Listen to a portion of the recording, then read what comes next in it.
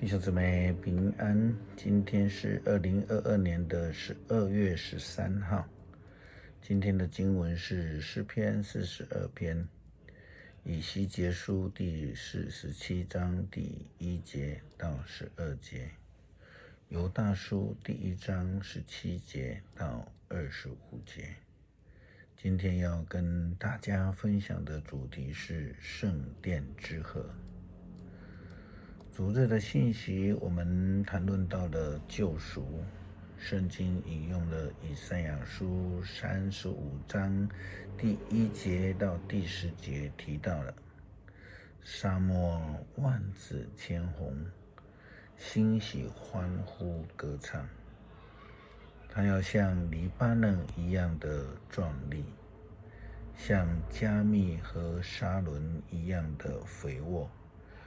人人要看见上主的荣耀，看到我们上帝的威严。与今天的经文以西结书的意义相同的，先知的话语，以色列人所熟悉的自然现象，来谈论到生活上的困境，并借以传达上帝的恩典即将来临。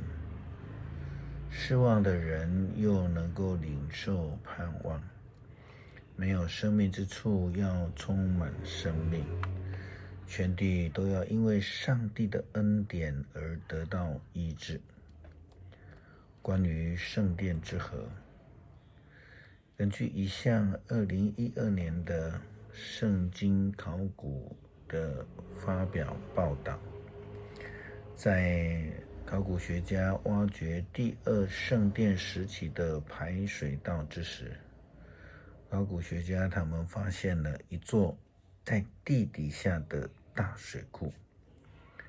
这座位于耶路撒冷山的东南边，建造于第1圣殿时期的大型水库。我们都知道，犹大地是一个地形天候非常干燥，属于地中海型天候的荒漠。因为这样子，所以水资源是非常重要、攸关生命的一个资源。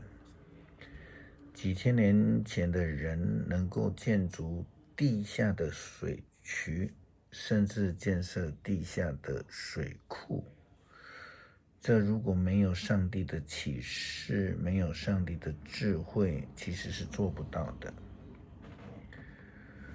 就如同现今的建筑技术，以高科技的建筑工具技法来盖，也都会是一个大费周章，建筑成本非常高的。但是对于当时而言，他们所考虑的应该是生命、必须以及祝福。因此，再大的地下工程，他们也会挖掘了，这样的充分的展现呢，当时候的以色列人的信心。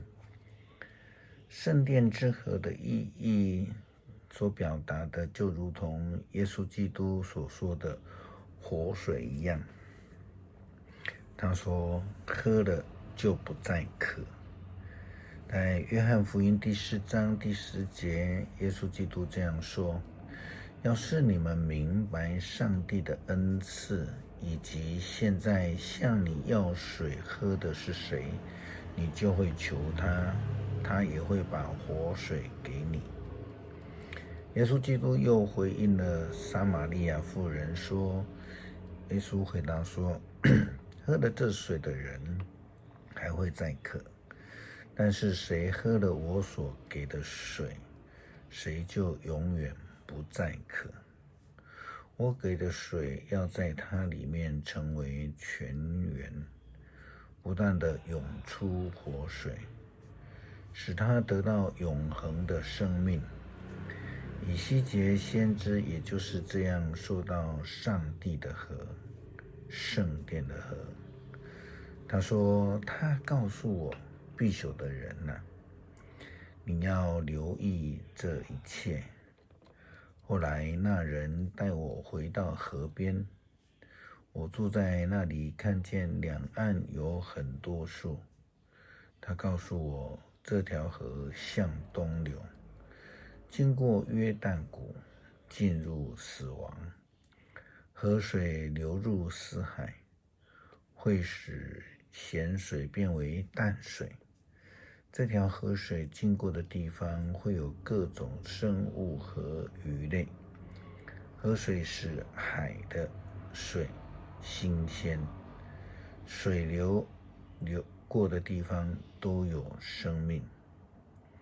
从隐基底到以格莲，海边都会有渔夫在晒渔网。死海会像地中海一样有各种的鱼类，非常多，但是沿岸的沼泽和池塘的水仍然是咸的。这两条河岸会有各种树木生长结实，可做食物。树叶永不枯干，树也不断结果，每个月都有结出新鲜的果实，因为这些树是用圣殿流出来的水灌溉的。果实可做食用，叶子可做药材。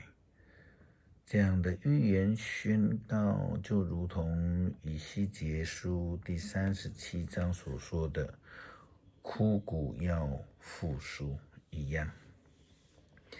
上帝的救赎在没有盼望的死人当中彰显他的全能，使枯骨复苏，使死海活起来的应许。听上帝仆人先知的预言，接受上帝救赎的恩典，生命就会得到翻转。但是犹大书也提醒我们要注意正确的教导，因为在末后将有许多不敬虔又邪恶的欲念来影响我们，将会有异端、邪教、假教师的出现。他们呢，专门制造纷乱，不随从上帝的本性。他们失去了圣灵的同在。基督徒不但要自我警醒，更要帮助人们脱离这样的一个诱惑。圣经说，可是亲爱的朋友们，不要忘记我们主耶稣基督的使徒们所说的话。他们对你们说，在历史的末期，有人要出来，随从自己邪恶和不敬虔的欲念嘲弄你们。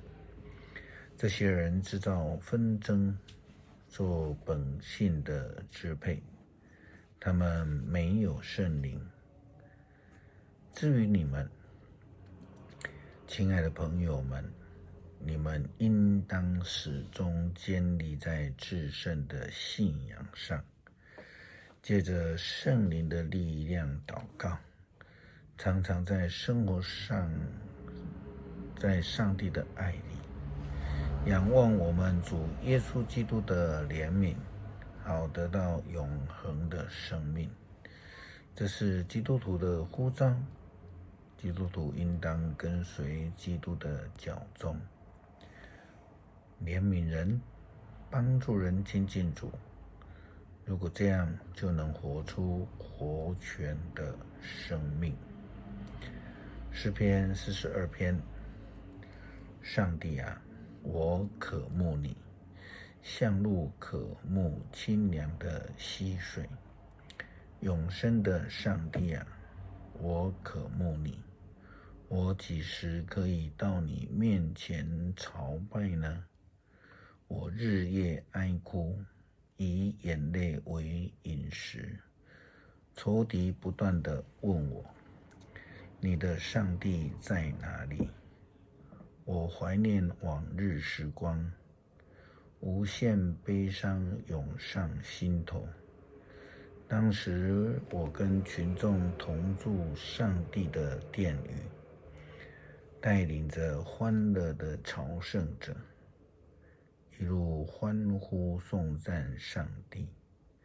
我为什么这样悲伤？我为什么这样沮丧？我要仰望上帝，还要再颂赞他。他是拯救我的上帝。在流亡中，我心悲痛，因此我想念上帝。他使忧伤的浪涛淹没我，骚乱如洪水向我怒吼，像黑门山米萨岭的瀑布滚滚冲向约旦河。白天愿上主显示永恒的爱，夜间我要颂赞祈祷赐我生命的上帝。我对保护我的上帝说：你为什么忘了我？我为什么得遭受仇敌的迫害？为什么不断受苦？他们的凌辱把我压碎了。他们不断地问我：你的上帝在哪里？我为什么这样悲伤？我为什么这样沮丧？我要仰望上帝，还要再颂赞他。他是拯救我的上帝。感谢天父赐给我们活泉，借着耶稣基督的救恩，能够得到活泉的生命，并且活出生命的见证。感谢祈求，奉主耶稣圣名，阿们。